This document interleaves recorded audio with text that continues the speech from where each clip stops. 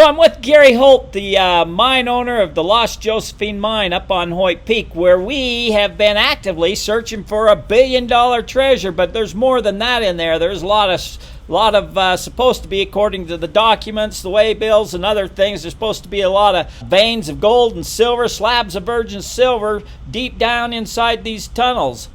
But we've ran into a snag with the Forest Service. And Gary, I want you to tell me what's been happening lately, because you had a plan of operation and then all of a sudden things have kind of gone sideways on you. Tell me what's going on. I still have a plan of operation. I always did have a plan of operation since 2013, and that was to uncover the Josephine, which in my opinion, they covered it over illegally. They gave the previous claim holder 10 days to get his equipment off of the hill, and as I understand it, when you can't cover over a cave, and even if it was just a mine, they had to go through a process to see if it had any valuable minerals in it that they were covering over that we need desperately for our national security, namely rhodium, which we have found.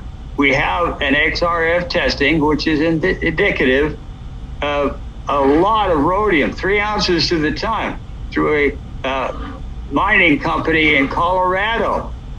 So I want to go back to you saying the Forest Service illegally covered that to the previous mine owner, and I remember when that went down. And the word, when I checked into it, the word I got was they was worried that snowmobilers was going to drive off a cliff, and so they had to cover it over, round it up, it was just kind of a disguise of what they said they did, why they actually just buried up that mine, put tons and tons and tons, pushed tons and tons and tons of dirt over the opening, so it'd be almost impossible to get it reopened, but you reopened it. But, the story, like I said, the story was they did it so the snowmobilers wouldn't fall off that cliff. Well, how many cliffs are in the mountains? Are they going to do that to every cliff? I don't think so. Well, the cliff was there. They didn't change anything about the cliff. The cliff has always been there for millions of years.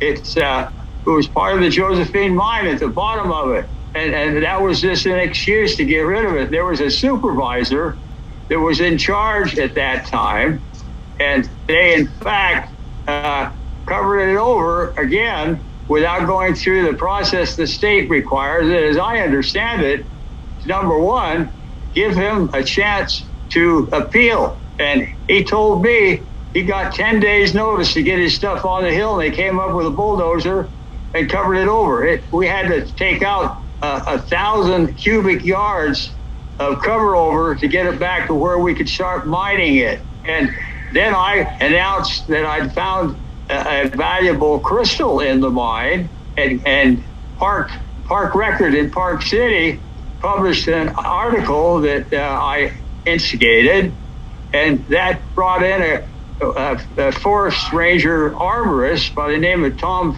Franson, who said there's never been any gold in the Uintas, and there's been no sign of any Spanish in the Uintas. And people can go and just put Lost Josephine Mine, Park Record, Park City, and they can read that, except we proved that was wrong, and he redacted that part. But I have a website that responded to that. It's called goldsitegems.com. And anyone could go to that and read the gold site story and be enlightened about what really happened with this supervisor. And I'm still getting pestered by this supervisor today, same guy. And he forgot all about the fact that we did that, I guess, on this new, I don't know what you would call it, exercise. So tell me, what's happening now? What's the latest that the Forest Service is throwing at you? Well, I think the throwing is over. What did happen? What did happen? Tell me what did happen, because there's a lot of miners out there that are probably dealing with the same type of ththing with the Forest Service, with the BLM, and they don't really know 100% their mining rights, the laws, and they get bullied and end up walking away. But you kind of have a political science major background and also did some law schooling, and so you know what the rules and regulations are. You know where to get the answers and know how to talk their language. And so tell me what has been going on, what are they trying to do, and are they trying to shut you down, and have they been able to? What's happening? I don't think they're trying to shut me down. Well, maybe they are. The state came in and said, hey, we have to have a bond by the 1st of September, or we're going to take a caterpillar up here and cover it back down, because it's not legal. But of course, I have a plan of operation. They accepted my plan of operation, and so I'm bonding through them instead of the Forest Service. That's all been ironed out. But I wrote a letter to the current person and responded to his letter. And I'd like anyone who wants to read that letter. I'll send it to them, and they can make their own decision. I think I pretty well responded. I talked about a lot of things that I think will enlighten them and give them some kind of guidance, because small miners are getting picked on by the Forest Service at the expense of our national security in this particular case. And I know that we have like 2% of the rhodium in the world. We have a lot of rhodium up there based on our preliminary readings with an XRF guy. We have a copy of that to send people. And so if we had an army of small miners that weren't getting pestered by the Forest Service, it could go up and look for more rhodium, we might have more than 2%. China's got 30%, and Russia has 60%. If we had a problem with critical minerals, and we could do catalytic converters or line rocket engines or whatever, that would really put us at a disadvantage. And the Forest Service, with their policies, are, I think, interfering with that, and it should be dealt with. And I have 2 documents.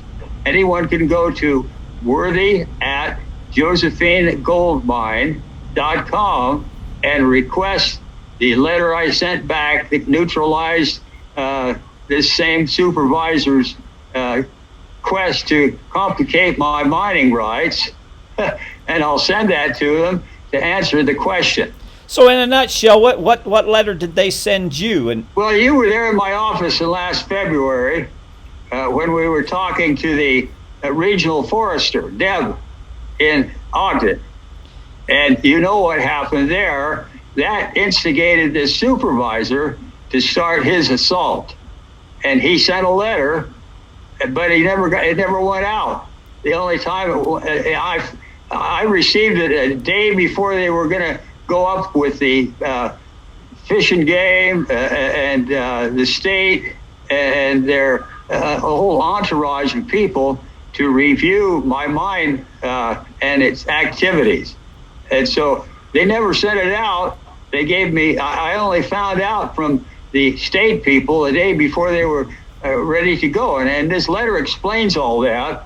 We have neutralized their attempt, I believe, and we're on our way. And so that's what they need to do. In essence, I think I've pretty well responded, and we're back on course. So back to Deb, that was another little deal, that was having hard time getting access up to your mining property, because they closed the roads down at a certain time of year, which basically kind of locked you out or that, and you was trying to negotiate and get them so that you could get access up there year round. Yeah. 2 years ago, I have a leasee that went up in the middle of the winter with a snowcat, and he wanted to do mining, and the gate was closed. And I had a key, and I gave him a key, but somebody had changed the lock. So he goes down to the ranger in Camas, and the ranger in Camas says, "Oh, no, Gary was giving the key out to too many people. We canceled his key license." And so he went back to Wyoming and told his senator, and his senator called the district ranger, and the district ranger got a I don't know what you would call it. He said it was not very pleasant. And then the state senator from Utah called him, and he said he didn't want to get any more of those calls. And my plan of operation says he and I have control of the key. So that was our complaint with the forester. You were there. Yep, I was there. That Zoom, it was Deborah Okeson, and she then called back and talked to Daniel, who was also there. You interviewed him about his tree arborist stuff, and told him that she had talked to them, and I told them I don't want to send you the copy of the letter they want me to give my leasees, which is illegal. It's in violation of several federal laws that was going to severely complicate my stuff. So anyway, she said, "Oh, we've talked to him, and you shouldn't have any more problems." Nothing could have been farther from the truth. So you got a plan of operation, and then you approved. Yeah, their district ranger approved it. It's still in effect. Yeah, and so the state recognizes it. And so you started to go work on your plan of operation, build a small little maintenance cabin, a small working shack or something like that, and they came down and tried to shut you down, or did shut you down, or tell me about that.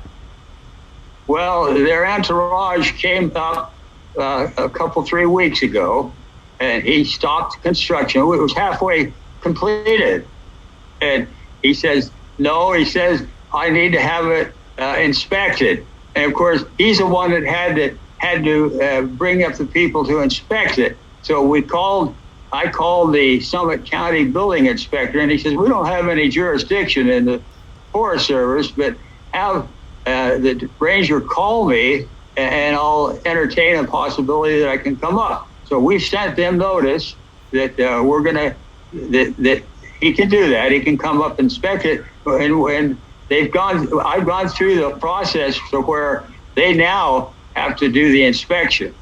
And so, yes, we're doing that. We did I'm going to show pictures of what we did to do the portal. We've already done that. We're now halfway through the cabin. We needed the cabin because we got bears, coyotes, cougars, and intruders coming up there harassing us all the time. And the ranger agreed to that, and now he's saying, "Oh, well, I think I should have an environmental study." And of course, he never brought that up when we agreed to everything with a handshake and a signed agreement. Oh, so, man. It's all a bunch of bull. Well, just so you know, flies. Any environmental study I've ever seen lasts for decades, man. They put it on, lock the place up, and you can't do anything and touch it for anything for decades, and it just sits there. Nobody does anything, and it's just a way to lock you out. Yeah. Well, he's tried that, but he'd already signed it without a bond for the cabin. Had nothing to do with an environment. Oh, well, we've done it. We've got a 16 by 12 pad that we cut out of the ground. I mean, and it's on bare ground. We didn't have to cut any trees or anything. It was just a dodge to try to complicate things, as I see it. So they tried to complicate it a little bit, and you've got it figured out, resolved. They're happy now, or are you still? They're not happy, but following their own rules and regulations, which you happen to research and find out about, and gave them back to them. Yeah, they had 15 days to respond. They didn't do it. And so what I said in my letter prevails, as I understand it.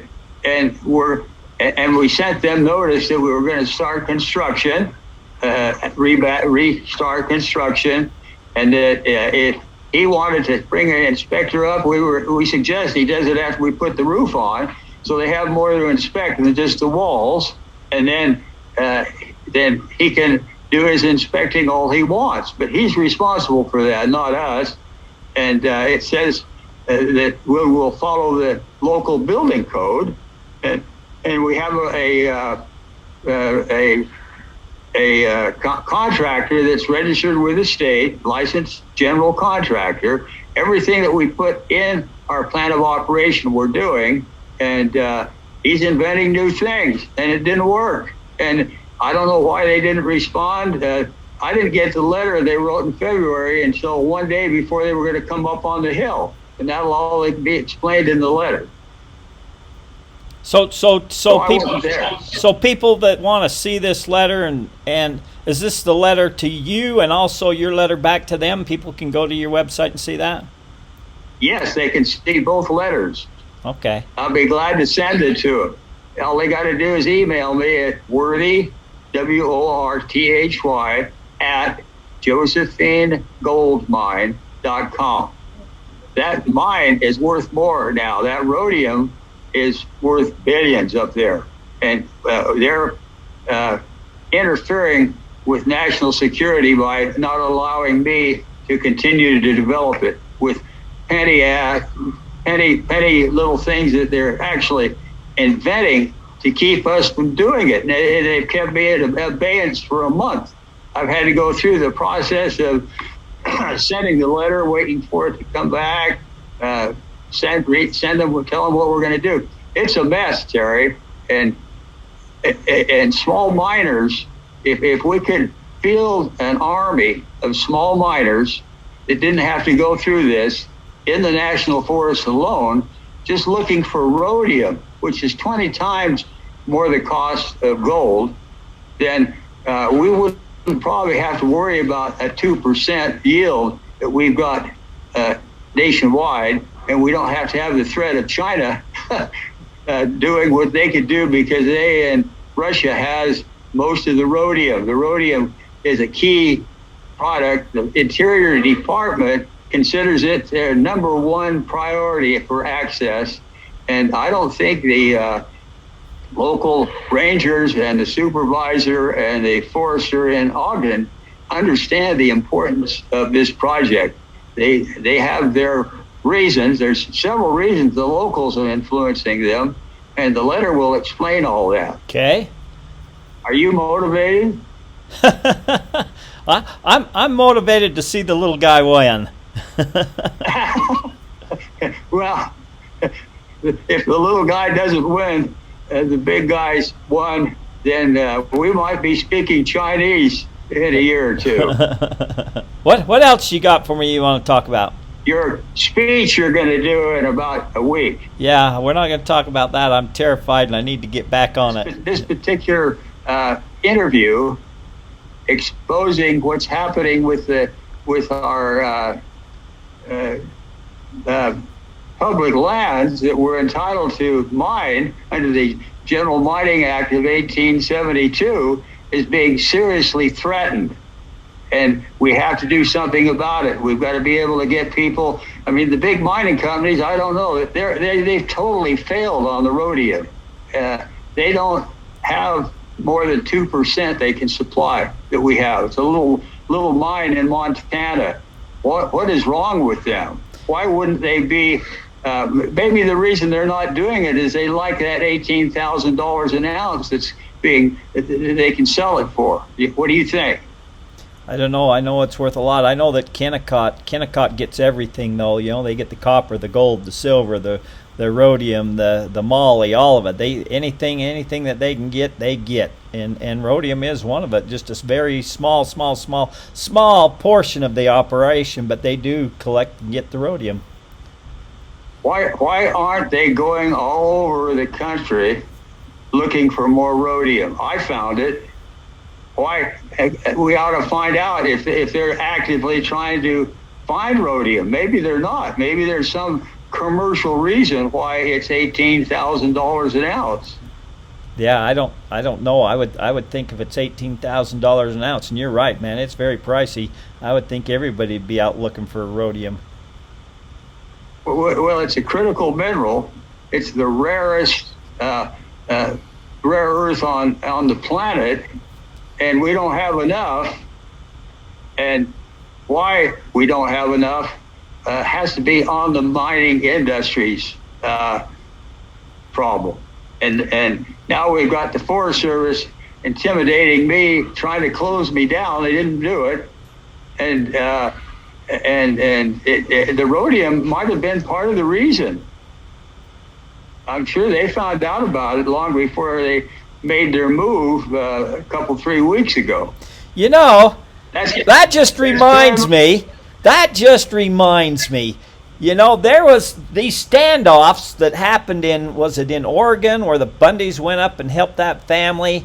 They was trying to throw them in prison and take their ranch from them or something like that.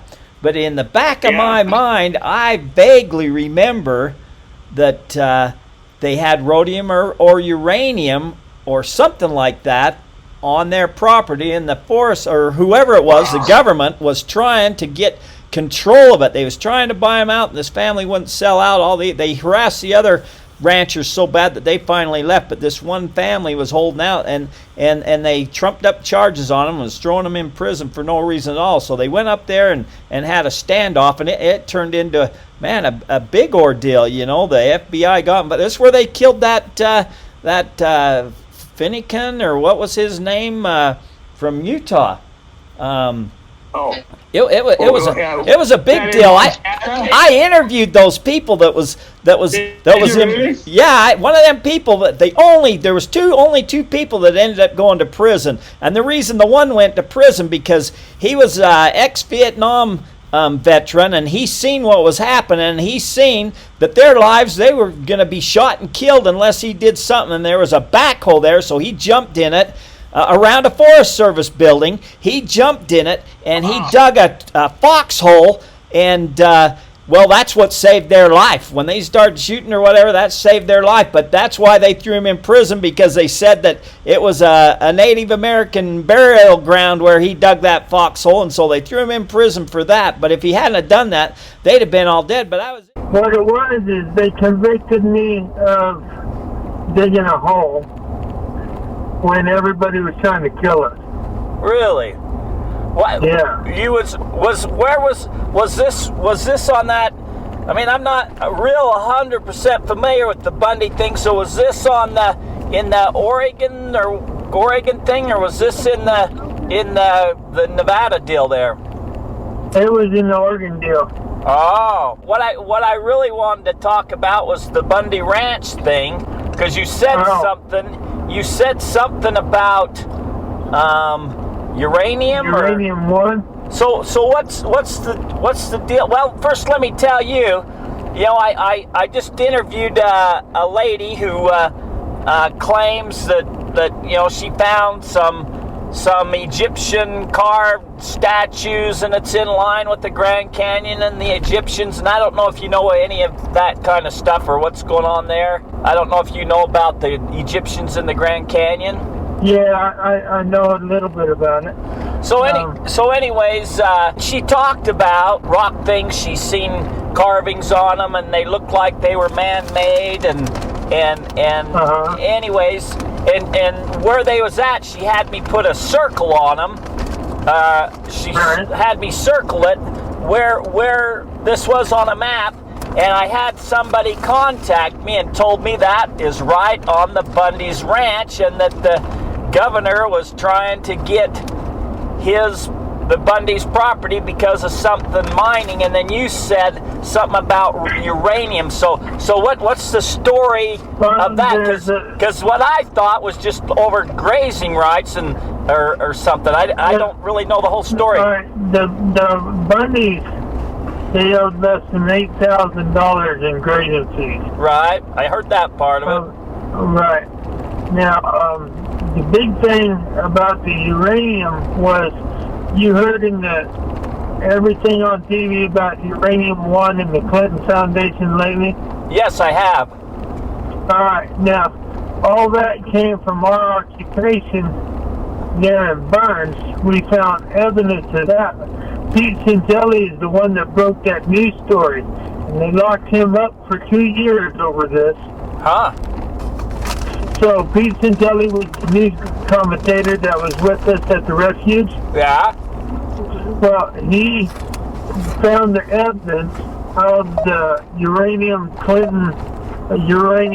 scandal and the Clinton Foundation. She was paid like $145 million from Russia to hand over 20% of the United States uranium. I've heard that. So you're saying that that was a direct result of us taking over the refuge. We found them documents. Really? That's why they went after us with everything they had. That's why I was convicted of digging a hole, right? And they ruined my life. You guys uncovered the Clintons doing their uranium thing? Is that what you're saying? Yeah, that's exactly what we're saying. How did you guys uncover it, or you just knew about it because you was with the guy who was doing the informant for the uranium thing? No. I was at the refuge. Okay. Right? Refuge headquarters had all the documents that we scanned. Oh, they was there. They was there at that place that was taken over by you guys? Yep. Oh, I got it. Does that make sense now? Yep, now it makes sense. So it doesn't necessarily have to do with the Bundy's property then. Because what I was told was that the Bundy's property, the Harry Reid, the senator or whatever he is for Nevada, was trying to take their property for him for some mining stuff. So that's a completely different deal you're talking about. That's a completely different deal, yeah. Gotcha.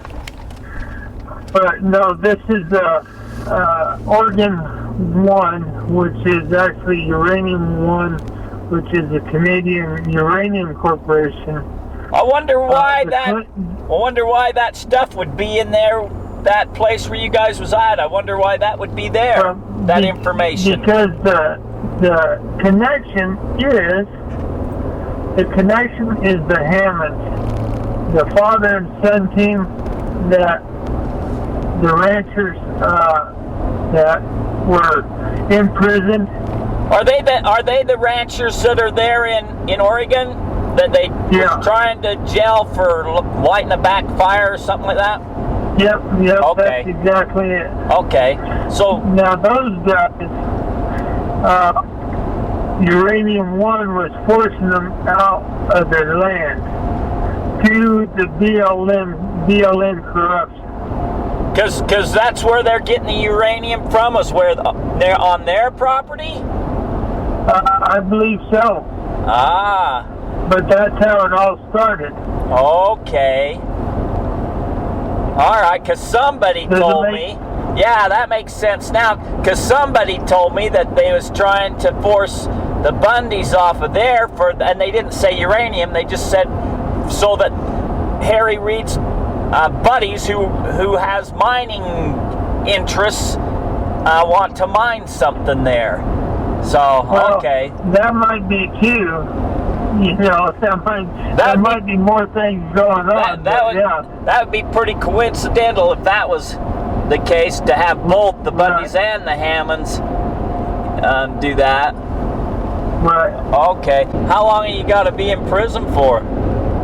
For a year. And what did they finally say? Why? Just because you was there part of it, or? No, because I dug a hole. Because you dug a hole, you got to go to prison. That's the only thing I got convicted of, was digging a hole. For what? Wanton destruction of property, or what did they call that? They said I disturbed an ancient Indian burial ground. Oh. So do you think it was real, or do you think it was trumped up charges? Was it It's trumped up charges because the same hole that I dug, you know, the depth in had a CenturyLink phone cable in it. Oh, was that brought out in court? Oh, yeah, but the judge ignored it. Really? Did they charge everybody that was there in that standoff thingy, or just you because you dug the hole? Just me and Jake.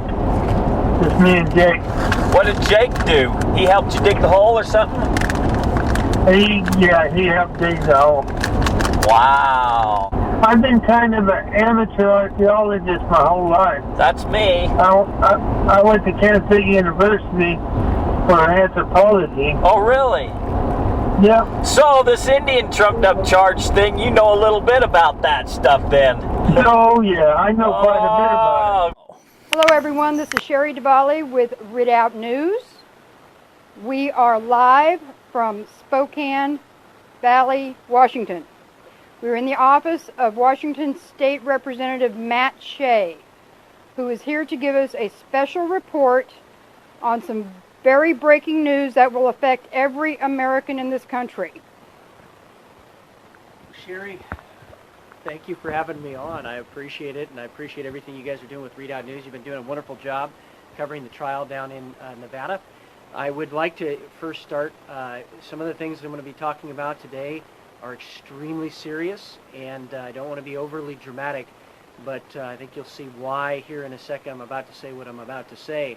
I have never had in my entire life, ever, any inclination to commit suicide. I have never in my entire life taken inappropriate pictures and stored them on my computer. In fact, I've had my computer forensically searched for such images, and generally speaking, I love my wife dearly, and we have a wonderful and happy marriage. So with that, everybody's like, whoa, what do you have to say? Well, I want to start with a couple of things. First, there's a very important principle that I would like to start out with, of kind of why what I'm about to say is so important to the American people, and it's this. The people of this state, and this comes from Washington State's Public Records Act, the people of this state do not yield their sovereignty to the agencies that serve them. The people in delegating authority do not give their public servants the right to decide what is good for the people to know and what is not good for them to know. People insist on remaining informed so that they may maintain control over the instruments that they have created. And that ultimately is the crux of what I am about to talk about today, since it does involve the Bureau of Land Management. Specifically here in Washington State, the Bureau of Land Management has approximately 435,000 acres under its management. Also, it has many interactions with some of our state agencies and also, obviously, our citizens here in Washington State. One of the very important things to me is that when you are a servant of the government, as we have seen, a servant of the people, as we have seen in recent news stories, you are held to a higher standard because you are a servant of the people, not a servant of the government. That's an important point for what I'm about to talk about. The interesting thing that I have seen over the years is that there has been a flipping of that, where a lot of people that are in the governing authorities have felt like they don't serve the people serve them, and it's just not that way. And so today I would like to break some information that I have obtained. It is a correspondence between Special Agent Larry C. Wooten to Andrew D. Goldsmith, who's the Associate Deputy Attorney General of the United States of America. And recently we've heard, and you've reported on rumors, that there has been a move to dismiss the case against the Bundys down in Nevada. And what I am about to tell you is probably one of the reasons why. And it has to do with the unethical, potentially illegal behavior that was highlighted by Special Agent Wooten as a whistleblower in an email that, or it looks like an email, that we have confirmed the veracity of. And I want to just give you a little bit of a taste, reading from this email, of what Special Agent Wooten brought up as problems we found in the Bureau of Land Management, specifically in regards to the investigation of the Bundy family. Quote, I routinely observed, and the investigation revealed a widespread pattern of bad judgment, lack of discipline, incredible bias, unprofessionalism and misconduct, as well as likely policy, ethical, and legal violations among senior and supervisory staff at the BLM's Office of Law Enforcement and Security. When I reported these issues, my supervisor seemed generally unsurprised and uninterested and was dismissive and seemed unconcerned. Now, I want to set the stage a little bit here. Apparently, Special Agent Wooten was the case agent or the lead investigator for this case. Here's another quote from him. The longer the investigation went on, the more extremely unprofessional, familiar, racy, vulgar, and bias-filled actions, open comments, and inappropriate electronic communications I was made aware of or I personally witnessed, end quote. He then continues, quote, the ridiculousness of the conduct, unprofessional, amateurish, carnival atmosphere, openly made statements, and electronic communications tended to mitigate the defendant's culpability and cast a shadow of doubt, of inexcusable bias, unprofessionalism, and embarrassment on our agency, end quote.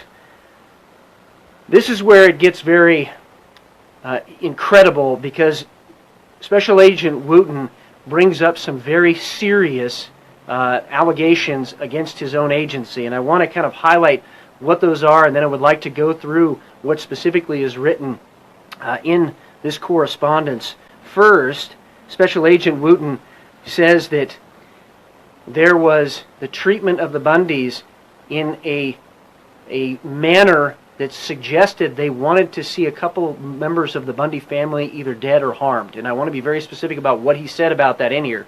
The second thing that's brought up is that there was an apparent withholding of exculpatory evidence that Mr.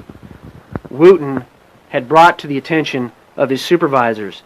Next was, there were indeed at Bundy Ranch snipers that had been deployed. Now, it's interesting because I personally have been witnessing the news reports that have been out there, some of the things you've been breaking, that snipers were in fact maybe not there, and that was the government's position in a previous hearing. This document very clearly is the smoking gun, not only in this case, but I believe an indictment of BLM itself, and maybe even potentially the prosecutors that are involved in this case. And I want to read again some of the things that are in here, because some of it is so outrageous that I will be sending a letter very specifically to Congress. We'll be sending a letter to Secretary Zinke and the Trump administration so that they can take the appropriate action and prosecute the bad actors for some of the behavior that has occurred inside the BLM. I also want to be very specific that the Trump administration is probably going to be blindsided by this, as I was blindsided by this information coming to me. And I believe that they have been doing the right thing when they have been given the facts, and I have every confidence the Trump administration is going to do the right thing in this case to bring those to justice that have either violated the letter of the law or the spirit of the law or policies internal to BLM. So let me go down a couple of these things that are in this correspondence, again from Special Agent Wooten. He continues, quote, that the investigation also indicated that on multiple occasions, former BLM Special Agent in charge, Love, specifically and purposely ignored U.S. Attorney's Office and BLM's civilian management direction and intent, as well as Nevada State official recommendations in order to command the most intrusive, oppressive, large-scale, and militaristic trespass cattle impound possible, end quote. I want to comment on that for a second. If government exists to protect the rights of life, liberty, and property, and you have now a special agent in charge questioning the handling of this situation, that it was intentionally made intrusive, oppressive, large-scale, and militaristic, we have a problem in America today. And those people that did this need to be held accountable for it. And I have, again, every confidence the Trump administration will do so. It's also interesting to note this, that Special Agent Wooten said that he had contacted Attorney Stephen Myrie and Assistant United States Attorney Nadia Ahmed, as well as the Federal Bureau of Investigation Special Agent Joe Willis by telephone on these issues. And as you read through the document, which we will post online here as soon as this segment is done, very specifically, he seems to imply that nothing was ever done by any of those folks. And that at the very least needs to be investigated further, if that is indeed the correct implication. But the most shocking part of this entire thing, I believe, is that the BLM law enforcement arm and one of his supervisors, quote, emailed out photographs of an arrest tracking wall in which Eric Parker and Cliven Bundy had X's through their face and body, and then he puts in quotation or in parentheses indicating prejudice and bias in parentheses. Well, I think that's a little bit more than prejudice and bias in my opinion, because later in this document he says, quote, time after time, I was told a former BLM special agent in charge loves misconduct. I was told by BLM law enforcement supervisors that he had a kill book. That he had a kill book. Every American needs to understand what I just said. That you have a special agent in charge that had a kill book. Well, was that turned over to the defense? How is that due process? I mean, there's a lot of questions this statement by Special Agent Wooten raises, but he continues, quote, as a trophy, and in essence bragged about getting 3 individuals in Utah to commit suicide. Bragged about getting 3 individuals in Utah to commit suicide, which is why I gave the statement I did at the beginning of this segment, because that's probably one of the most startling statements I have ever read in any investigation I've ever been a part of in the last 15 years. That is beyond startling. But he goes on and he cites the specific operations that were bragged about. Apparently Operation Cerberus, which I don't even know what that is, but we'll find out, and I know you've reported on it, I think. Also, the Failure Rock and Burning Man special event where, quote, he was unlawfully removing evidence, bragging about the number of OIG and internal investigations on him, and indicating that he was untouchable, end quote. Those are some of the most shocking statements, again, that I have heard in a long time. And people may try to discredit Special Agent Wooten later, but internal to this document, he also says that he was removed from the case on February 18, 2017 by his supervisor, despite his recently documented and awarded hard work and excellence and often praised performance within the Bureau of Land Management. He says, quote, I am convinced that I was removed to prevent the ethical and proper further disclosure of the severe misconduct, failure to correct and report, and cover-ups by the BLM OLES supervision. Time after time, this is where he starts in about the kill book, but he goes on and says, I became convinced that my supervisor failed to properly disclose substantive and exculpatory case and witness bias-related issues to the United States Attorney General's office, which they have a duty to disclose exculpatory evidence. And since we don't know what's happening in these sealed hearings, I suspect this is what is giving rise to all the rumors that this case is going to be dismissed. If this type of exculpatory evidence was withheld, I mean, my goodness. But it gets even more interesting when it talks about, in this document, that Dave Bundy's iPad likely contained remarks from BLM law enforcement officers that is potentially evidence of civil rights violations and use of excessive force. Mr. Myrie, this is again talking about the attorney, the prosecutor, and my supervisor not only apparently failed to initiate the proper follow-on actions, Mr. Myrie apparently failed to notify defense counsel and also decided not to return the iPad back to Dave Bundy, even though the iPad wasn't going to be searched pursuant to a search warrant or used as evidence in trial. Is this the same Stephen Myrie that is currently the acting U.S. Attorney for the state and District of Nevada? Yes, I believe so. It is. And then we get to the end of this document, and I will end with this. Now, there was this push by the government to make it seem like there were no snipers down there in Nevada. Now, when I went down there, it was very clear that there had been snipers there. People had pictures of them. There was a lot of talk about them. So I was kind of shocked when the government took the position that there were somehow not snipers down there. But Special Agent Wooten addresses that, quote, at least one school-trained federal sniper equipped with a scoped magnified optic bolt-action precision rifle and another federal officer equipped with a scoped magnified optic large frame caliber, this .308, were in overwatch positions. Additionally, the investigation also indicated the possibility that the FBI and the Las Vegas Metropolitan Police Department had law enforcement snipers designated marksmen on hand for possible deployment. I want to talk about a few principles here that I have believed in, and I know many Americans believe in, and that is that a sniper rifle is not due process. Going down there and putting sniper rifle in our country, and for those of us that have served in the United States military overseas, that is a startling statement that we had sniper rifles pointed at American citizens without any due process whatsoever.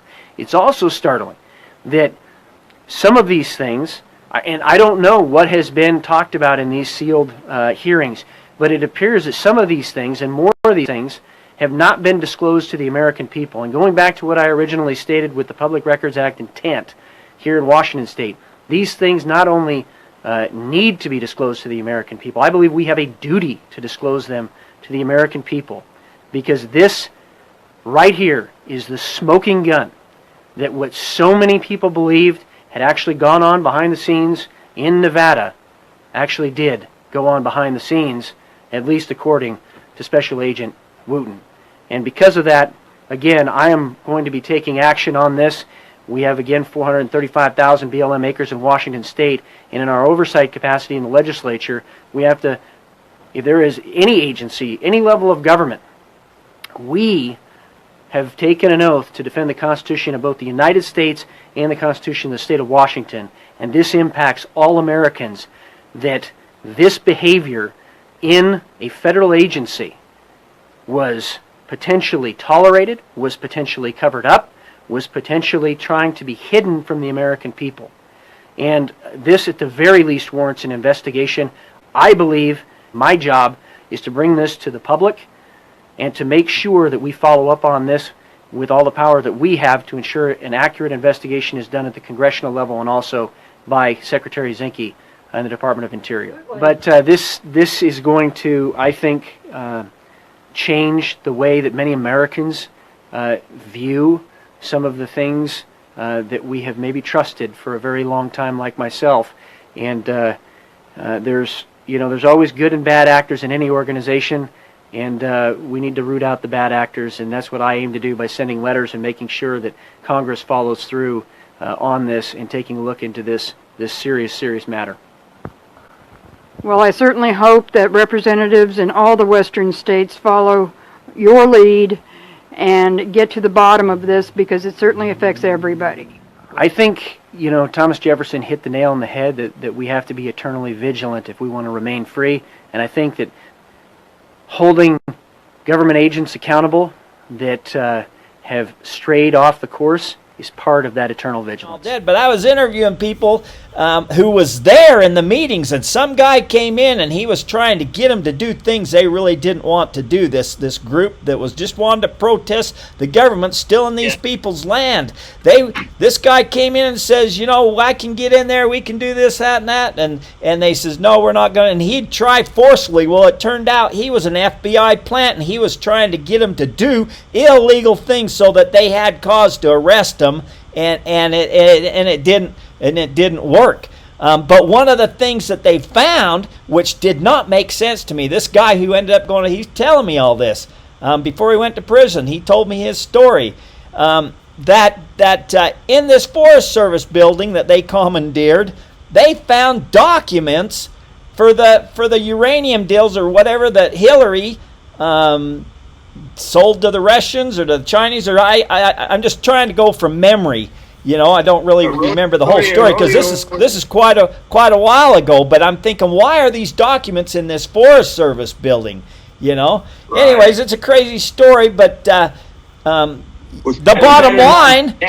bottom line is they was trying to get these people's property so that they had a Chinese company that was coming in that wanted to mine it, and they was trying to push it for this, but they had to get them off their property, and maybe that's what's happening to you. That might not be. It's just a wild theory I'm throwing out there of what happened before in the past. They're trying to get it so that their buddies from China or somebody else can come on in and get it. Yeah, I've had several people, the two big mining companies in Utah, come in with spies trying to get me to commit to things that would require me to go through their hoops. Huh?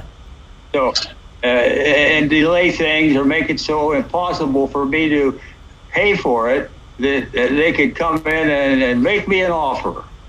Huh. Okay. And they even set up IMSHA. We haven't mined anything. They even set up IMSHA, and IMSHA said, "Oh, we're through here," and they left. But I've had all of that going on. Now it's amazing, you know. So you're getting one barrage after another coming over trying to attack you and stop you, slow you down. We need to field an army of small miners that are National Forest Service proof to find rhodium to maybe save our country. That's my final conclusion from all of what I've had to go through. And so if that particular situation, did it happen in Montana? No, it happened, I think it was in Oregon or Washington. I really don't. It's been a few years ago, and I don't really remember the full particulars other than I interviewed the guy who ended up going to prison. He told me, that he dug the foxhole, and they'd have been dead if he didn't. I think there's a couple of things they try to do to incite me to that point, but of course, thank God I went to law school. Yeah, and then thank God your major was in political science, and their rules. Right. Yeah. So anyway, we've got a viable, extremely wealthy mine up there. It started out hundreds of years ago, as you know, as the richest gold mine in the world, and it's got the world's top treasure in it. And so why they would bury that over in 10 days when it's a cave, it speaks for itself.